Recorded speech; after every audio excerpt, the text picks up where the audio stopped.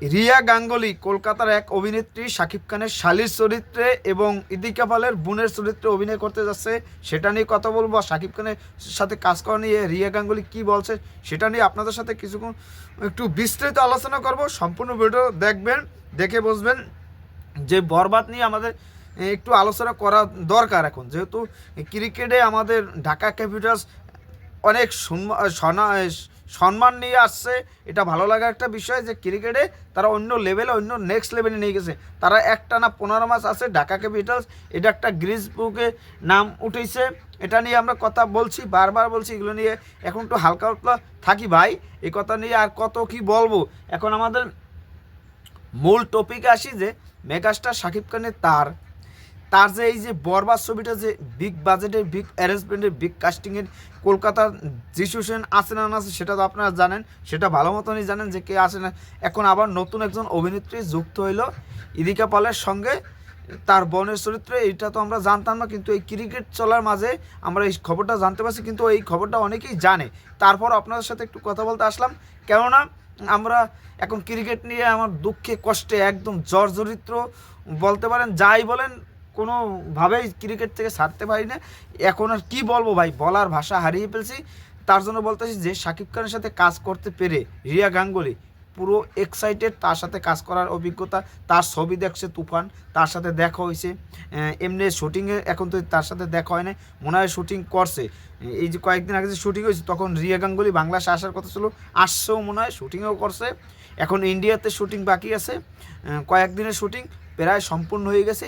এই ছবির কাজ আমাদের রিয়া গাঙ্গুলি ভালো অভিনেত্রী, সিরিয়াল করে ইন্ডিয়ার সিরিয়ালের নায়িকা, সিরিয়ালের ভিলেন চরিত্রে অভিনয় করে, বা এই ছবিতে ভিলেন চরিত্রে অভিনয়, এটা একটা পজিটিভ চরিত্রে অভিনয় করতে যাচ্ছে।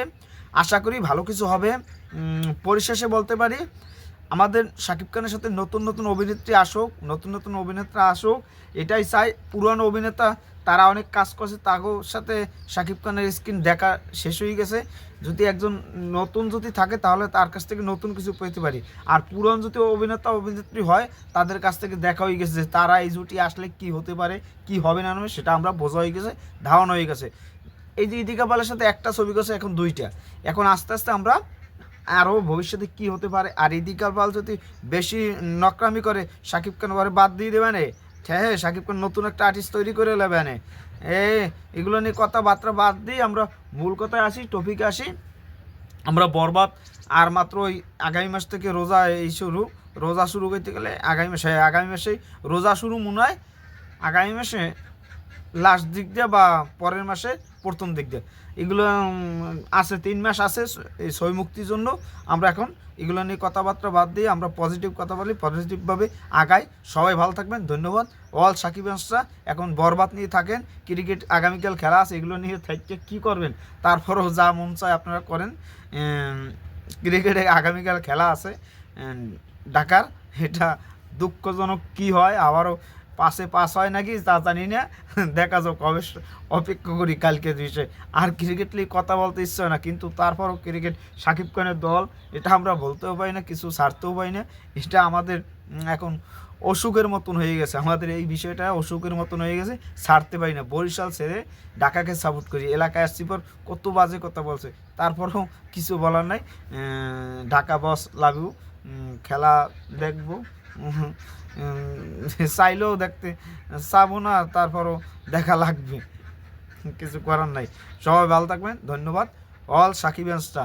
আর বরবাদের না এই যে রিয়া গাঙ্গুলি কেমন হয়েছে সেটা আপনারা কমেন্টে জানান। আর এইটাই আমরা চাই, অন্য লেভেল, অন্য উচ্চতভাবে, নতুনভাবে আমরা প্রেজেন্টেশন করি। শাকিব খান আমাদের বস, মেগাস্টার, এইটাই আমরা সাকসেসফুলি আমরা আগাতে পারি কীভাবে সেটা নিয়ে আমরা কথা বলি। ধন্যবাদ। অল সাকিবিয়ানসরা।